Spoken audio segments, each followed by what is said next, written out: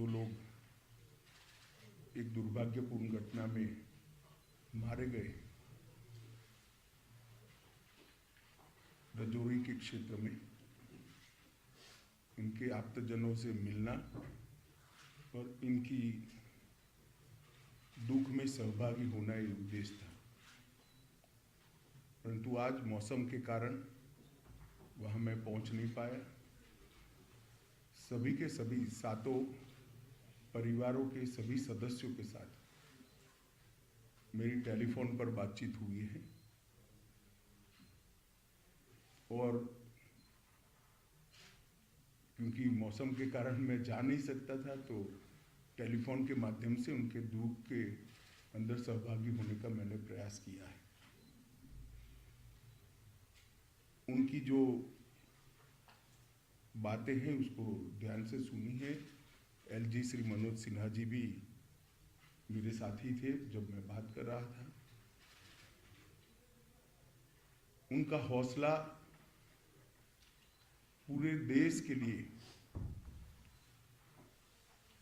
उदाहरण रूप हौसला था।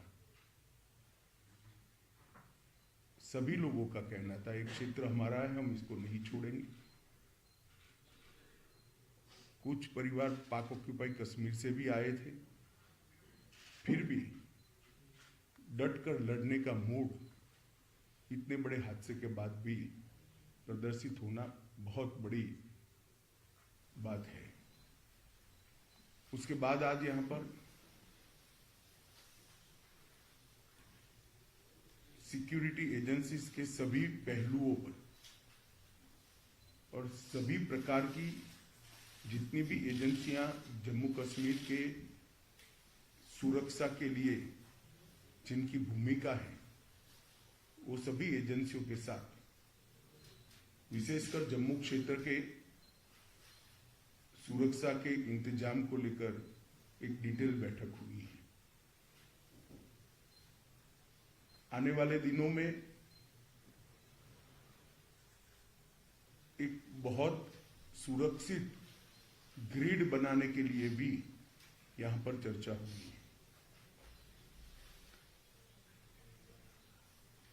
मैं इतना ही कह सकता हूं कि सुरक्षा एजेंसियां चाहे जम्मू कश्मीर पुलिस हो, बीएसएफ हो, सीआरपीएफ हो, जम्मू पुलिस का एसआईए का टीम हो या सेना हो, इस सभी एजेंसियां 100% मुस्तैद है और विश्वास के साथ आने वाले दिनों में इन घटनाओं को रोकने के लिए इनका मनोबल भी बना हुआ है।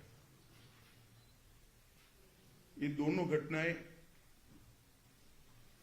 जो 2 दिन में हुई, उसकी जांच कल ही भारत सरकार ने एनआईए को सौंप दी है।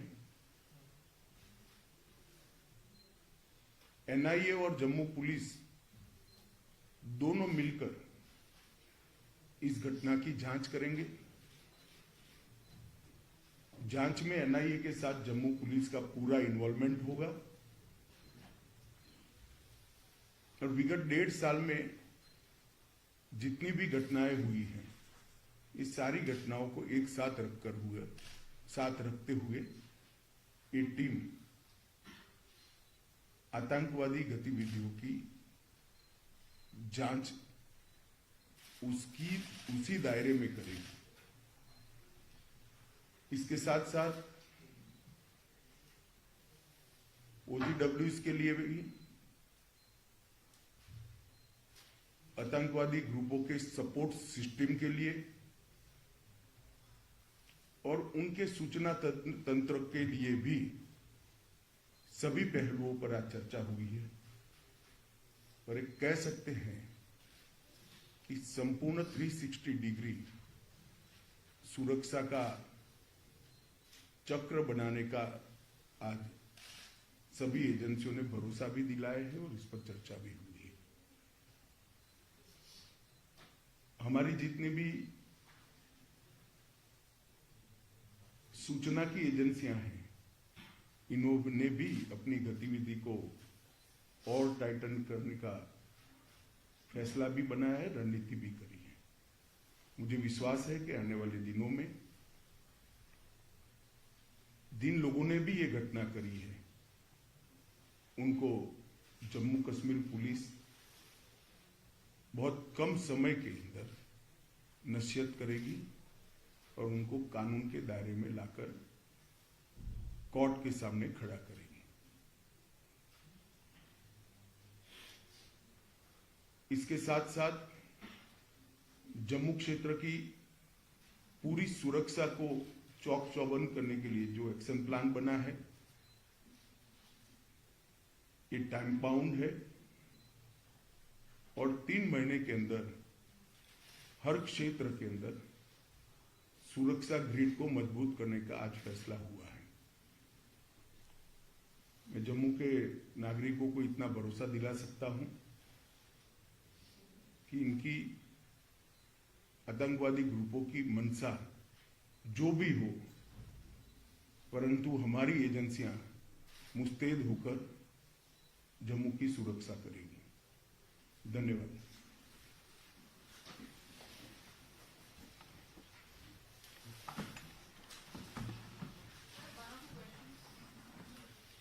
कोई पूछना चाहता है क्या? बता दीजिए।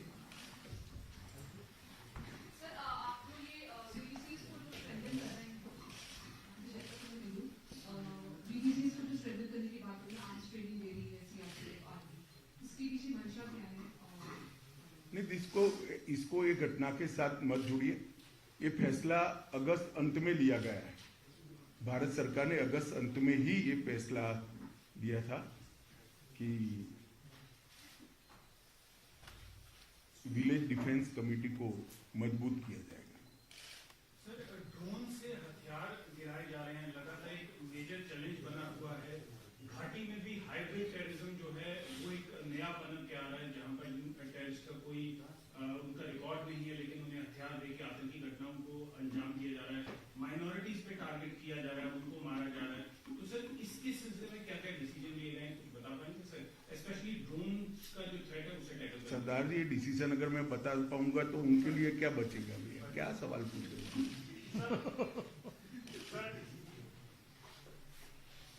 जो विक्टिम फैमिलीज हैं कई आतंकी घटनाओं में जो शिकार होती हैं, जैसे राजौरी में भी हुआ, इसी तरह से पहले कश्मीर में टारगेटिंग के जो शिकार हुए, तो उनके लिए किस तरह से वो उनकी लाइफ बेटर हो पाए? क्योंकि राजौरी वाले इंसिडेंट में काफी जो फैमिलीज हैं वो उनकी हालत ज्यादा लो लेवल की है, तो उनके लिए क्या किया जाए? नहीं, हर स्तर पर, चाहे घाटी हो, चाहे जम्मू हो, चाहे राजौरी हो, चाहे पूंछ हो, चाहे साउथ कश्मीर हो, जो विक्टिम फैमिलीज है इसके साथ सरकार बिल्कुल मजबूती से खड़ी है। इसकी प्रस्तावित योजनाएं हैं और योजनाओं के ऊपर भी लेफ्टिनेंट गवर्नर को बहुत सारे अधिकार होते हैं। कोई योजनाएं स्पेसिफिक किस्सों में अप्लाई नहीं होती है, कुछ मर्यादाएं आती है, तो लेफ्टिनेंट गवर्नर कैन डिसाइड। इसमें कोई कोताही नहीं बरती जाएगी। बड़े संवेदनशीलता से और सम्मान के साथ इनके परिवार की सभी चिंता की जाएगी। What is the security situation post these twin attacks in Rajouri and Poonch in Jammu and Kashmir? देखिए, अगर आप इस तरह से स्पेसिफिक पूछना चाहते हैं तो मैं इतना ही कह सकता हूं कि हमने पूरी व्यवस्था की है और सुरक्षा व्यवस्था चौक चौबंद है। एक घटना के आधार पर या कुछ आंकड़ों के आधार पर इसका मूल्यांकन नहीं हो सकता। मूल्यांकन करना है तो जब से जम्मू कश्मीर में टेररिज्म हुआ है, जन्म लिया टेररिज्म ने, तब से लेकर आज तक धारा 370 हटाने के बाद ये 3 साल में सबसे कम घटनाएं भी हुई है, सबसे कम मृत्यु भी हुई है। क्वेश्चन लास्ट, क्योंकि